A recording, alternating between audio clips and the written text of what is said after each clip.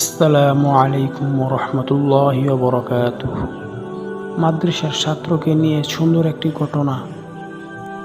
এক ছেলে মাদ্রাসায় পড়াশোনা করত।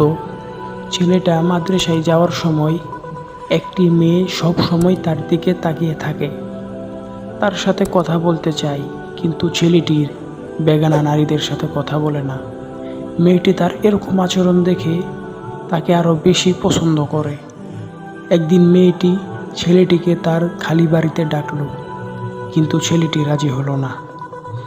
কিছুদিন পর মেয়েটি একটি কৌশল খাটালো যে মেয়েটি তাদের এক দাসীকে শিখিয়ে দিল যে ছেলেটাকে বলবে এই বাড়িতে ছোট একটা বাচ্চা আছে, বাচ্চাটা খুব কান্নাকাটি করতেছে, আপনি এসে একটু বাচ্চাটাকে সূরা কালাম পাঠ করে দিয়ে যান।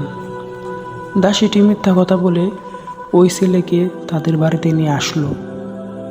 তারপর সেই দুষ্ট মেয়েটি ছেলেটিকে নির্জন একটি রুমে বন্দি করে রাখলো। ছেলেটা পড়ে গেল মহা বিপদে।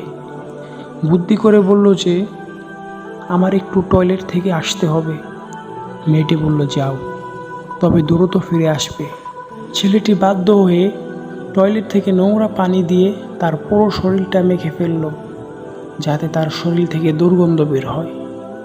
ছেলেটি টয়লেট থেকে বের হবার পর মেয়েটি তার গা থেকে দুর্গন্ধ দেখে তাকে তাড়িয়ে দিল। আর ছেলেটি খুব খুশি হয়ে গোসল করে মাদ্রাসায় চলে যায়। উস্তাদ ক্লাস চলাকালীন অবস্থায় বলল যে তোমাদের মধ্যে আজকে কে সুগন্ধনীয় জিনিস লাগিয়ে আসছে? ছাত্রটি ভয় পেয়ে গেল। উস্তাদ বলল একজন কোণে আসো। তখন উস্তাদ দেখতে পেল সবার শেষের বেঞ্চে একটি ছেলে বসে আছে, কিন্তু ছেলেটি আসছে না। তখন ছেলেটিকে উস্তাদ বলল এদিকে আসো তুমি। তখন উস্তাদে তাকে প্রশ্ন করলো যে তুমি এই সুগন্ধনীয় জিনিস কোথায় পেয়েছো? তখন সেই ছাত্রটি ভয়ে ভয়ে বলল উস্তাদকে। তখন সেই ছাত্রটি উস্তাদকে সব কিছু বলল।